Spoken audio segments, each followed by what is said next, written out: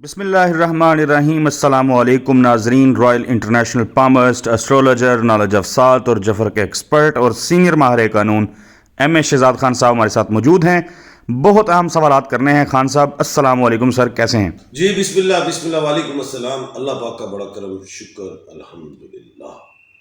خان صاحب، اسلام آباد high court سے نواز شریف کو حفاظتی ضمانت مل گئی۔ عمران خان کے بھی 2 کیسز آج لگے ہوئے تھے، لیکن پھر کاز لسٹ منسوخ ہو گئی، کیسز نہیں سنے گئے۔ کیا مستقبل دیکھ رہے ہیں؟ میں نے صاف کہا تھا کہ اکتوبر میں خان صاحب نہیں آ رہے، چیلنج کر دیا تھا ایک بات۔ دوسری بات میں نے پھر کی، آپ کو یاد ہوگا، میں نے کہا الیکشن سے مہینہ پہلے چاہے ان کو لے آئیں تاکہ عمران خان صاحب سپریم کورٹ جاتے جاتے وہ ٹائم ہی گزر کے الیکشن ہو گیا۔ تیسری بات یہ ہے کہ اگر ان کو نکالتے نہیں ہیں پھر عوام نکل آئے گی باہر، تو اس لیے وہ الیکشن کے بعد ہی آئیں گے باہر۔ اور دوسری بات یہ کہ میں نے کہا تھا کہ ایک پیشن ہوئی اور میری پوری ہوئی ہے، میں نے کہا یہ آئیں گے جناب نواز شریف صاحب، پہلے سعودیہ جائیں گے، سرٹیفکیٹ لیں گے، پھر دبئی جائیں گے، تو پہلے سعودیہ گئے پھر دبئی سے ہو کے ادھر آئیں گے۔ میں کہا ساری ہوم ورک مکمل ہو چکا ہے، 80% باقی تھوڑا سا رہ گیا۔ میں نے کہا اسی صورت میں یہ رکاوٹ ہو سکتی ہے اگر جنگ پھیل جائے، تو جس کا بھی خطرہ موجود ہے۔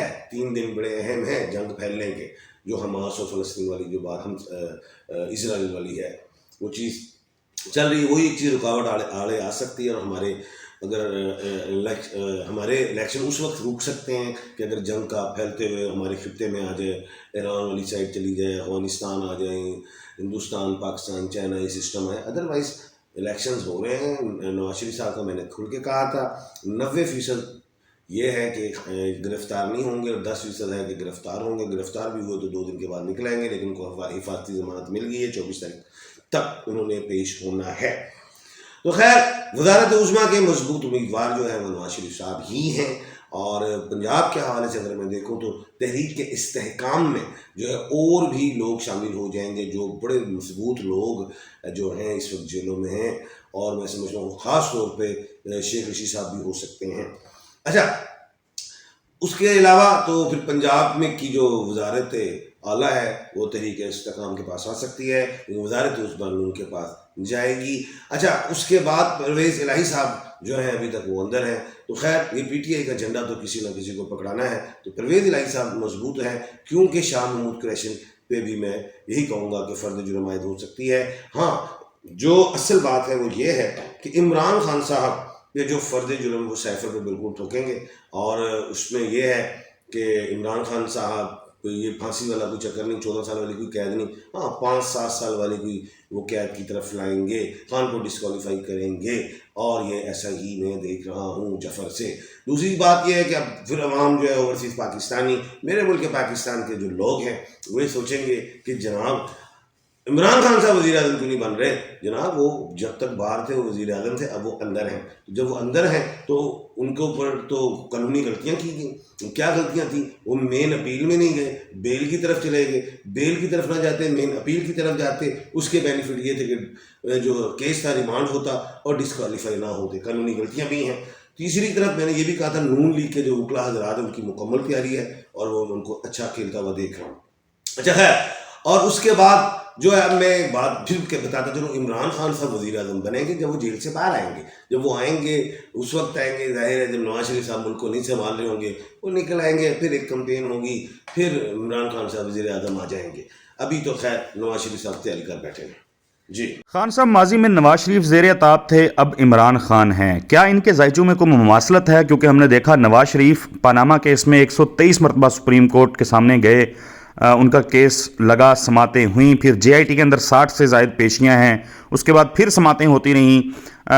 وہ جو سلسلہ نواز شریف کے ساتھ تھا آج وہ عمران خان کے پاس ہے، عمران خان انہی حالات سے گزر رہے ہیں، کیا مماثلت ہے دونوں کے ذائچوں میں؟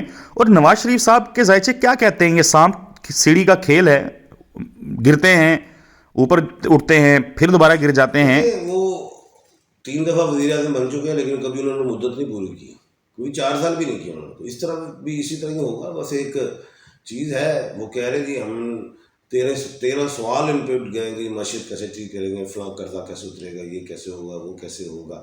تو خیر میں ایک بات شروع میں کرتا رہا کہ ڈالر کو 250 تک لائیں گے، مہنگائی کا توق نون کے گلے میں پڑا، اب اس مہنگائی کو اسی لیول پہ لائیں گے تاکہ پھر نواز شریف صاحب کہیں گے دیکھو میں نے حکومت ٹھیک کر دی.